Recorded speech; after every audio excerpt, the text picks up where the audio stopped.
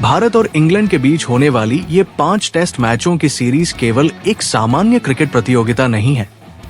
ये विश्व test championship 2025 से 27 के चक्र की शुरुआत है। दो क्रिकेट महाशक्तियों के बीच ये भिड़ंत सिर्फ जीत हार की कहानी नहीं बताती, बल्कि दोनों टीमों के आगामी 2 वर्षों की दिशा और दशा भी तय करती है। इस सीरीज में मिलने वाले अंक भविष्य के फाइनल में पहुंचने की संभावनाओं को गहराई से प्रभावित करेंगे। भारत ने पिछली बार इंग्लैंड के दौरे पर कुछ कड़े मुकाबले खेले थे, लेकिन सीरीज में जीत उनके हाथ नहीं लगी। दूसरी ओर इंग्लैंड ने बैजबॉल रणनीति के साथ टेस्ट क्रिकेट को एक नए स्तर पर पहुंचाने का दावा किया है। इस बार दोनों टीमों के पास नया खून और अनुभव दोनों है, और ऐसे में सीरीज बेहद रोमांचक रहने की पूरी उम्मीद है।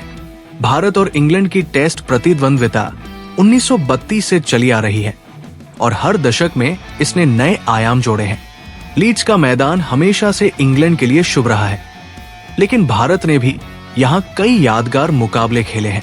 खासकर 2002 में भारत की ऐतिहासिक जीत, जिसमें राहुल द्रविड़, सचिन तेंदुलकर और सौरव गांगुली की तिकड़ी ने इंग्लैंड को धूल चटाई थी।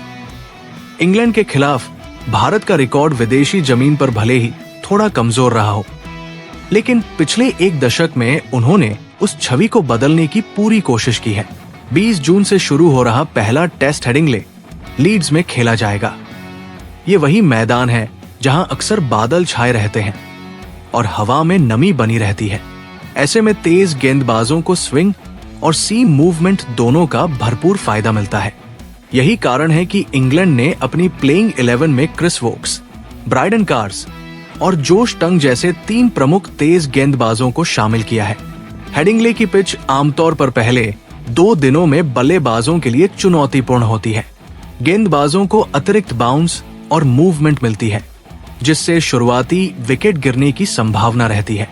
तीसरे और चौथे दिन ये पिच थोड़ी फ्लैट हो जाती है, लेकिन अंतिम दिन फिर से दरारें और आसमान उछाल बल्लेबाजों को परेशान कर सकता है। इस बार भी पिच क्यूरेटर ने संकेत दिए हैं कि पिच में हरी घास छोड़ी जाएगी, जिससे मैच की शुरुआत में ही गेंदबाज हावी रहेंगे। हेडिंग्ले का मौसम अक्सर अनिश्चित होता है, लेकिन इस बार मौसम विभाग ने पहले 3 दिनों तक हल्की बारिश की संभावना जताई है। इससे पिच और ज्यादा हरी और नम रह सकती है। ये स्पष्ट रूप से तेज गेंदबाजों के पक्ष में जाएगा, खासकर वोक्स और कार्स जैसे गेंदबाजों को जो स्विंग और लेंथ पर नियंत्रण रखते हैं। हालांकि भारत के पास भी जसप्रीत बुमराह और मोहम्मद शमी जैसे गेंदबाज हैं, जो इन परिस्थितियों का भरपूर फायदा उठा सकते हैं। यदि भारतीय टीम सही संयोजन चुनती है और गेंदबाजी में अनुशासन बनाए रखती है, तो वे इंग्लैंड के बल्लेबाजों को शुरुआती झटका दे सकते हैं। लेकिन एक बड़ा प्रश्न ये भी है, क्या भारत 2 स्पिनरों के साथ उतरेगा या फिर 4 तेज गेंदबाजों के साथ पिच की परिस्थितियों के अनुसार बदलाव करेगा? क्रिस वोक्स का टेस्ट क्रिकेट में लौटना इंग्लैंड के लिए किसी वरदान से कम नहीं है। दिसंबर 2024 के बाद पहली बार वोक्स को टेस्ट टीम में जगह दी गई है और उनकी वापसी स्पष्ट रूप से इंग्लैंड की गेंदबाजी को स्थिरता प्रदान करेगी।